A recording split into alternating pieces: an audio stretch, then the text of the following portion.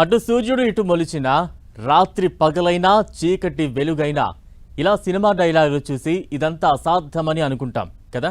కానీ అలాంటి ఇంపాసిబుల్స్ని కూడా పాసిబుల్ చేస్తానంటోంది అమెరికాకు చెందిన రిఫ్లెక్ట్ ఆర్బిటల్ అనే సంస్థ.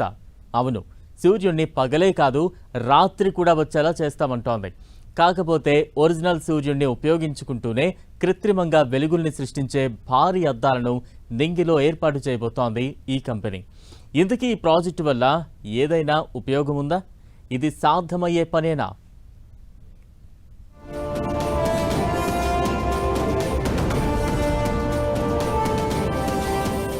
సూర్యుడు పగలే కాదు ఇక రాత్రి కూడా వస్తాడు.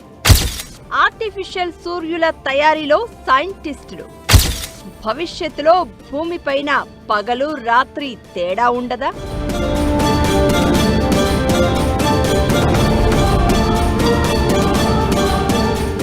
పగలంతా సూర్యకాంతి, రాత్రైతే చీకటి. ఇది ప్రకృతి ధర్మం.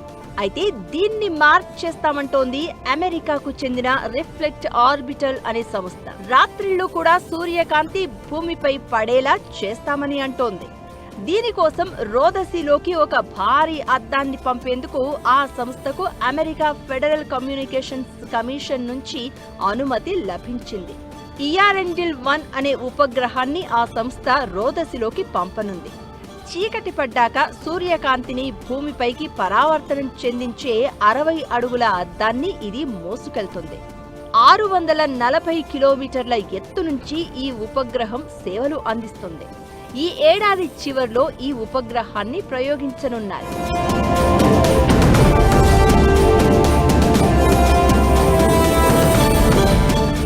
ఈ ప్రాజెక్టు విజయవంతమైతే రాత్రివేళ 5 కిలోమీటర్ల వెడల్పున్న ప్రదేశంపై వృత్తాకారంలో సూర్యకాంతిని పరావర్తనం చెందించవచ్చు. వీటి వల్ల కొన్ని ఉపయోగాలు ఉన్నాయి. సౌర విద్యుత్ కేంద్రాలకు మరింత సమయం పాటు సూర్యకాంతి లభిస్తుంది. అప్పుడు ఎక్కువ విద్యుదుత్పత్తి అవుతుంది. విపత్తుల సమయంలో చీకటి ప్రాంతాల్లో ఈ అత్యవసర కాంతిని అందించే అవకాశం ఉంటుంది. నిర్మాణ ప్రదేశాలను, రాత్రివేళ వీధులను జనరేటర్లు లేకుండానే ప్రకాశవంతం చేయొచ్చు. వ్యవసాయ, పారిశ్రామిక రంగాల్లో వెలుగులు, సోలార్ వ్యవస్థల కోసం దీన్ని ఉపయోగించుకోవచ్చు. 2035 నాటికి ఏకంగా 50,000కు పైగా ఉపగ్రహాలను ప్రయోగించాలని రిఫ్లెక్ట్ ఆర్బిటల్ సంస్థ లక్ష్యంగా పెట్టుకుంది.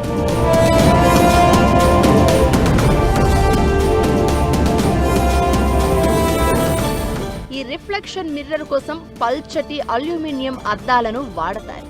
భూమికి సుమారు 680 కిలోమీటర్ల ఎత్తులో ఏర్పాటు చేస్తారు. అలా భూమి చుట్టూ కనీసం 50,000 అద్దాలు ఏర్పాటు చేస్తారు. ఒక్కో అద్దం భూమి వైపుకు మళ్లితే అది 5 చదరపు కిలోమీటర్ల మేర వెలుగుల్ని పంచుతుంది. ఎలాంటి అడ్డంకులు ఎదురవ్వకుంటే ఇదంతా కార్యరూపం దాల్చడానికి మరో 5 ఏళ్లైనా పడుతుందని కంపెనీ చెబుతోంది.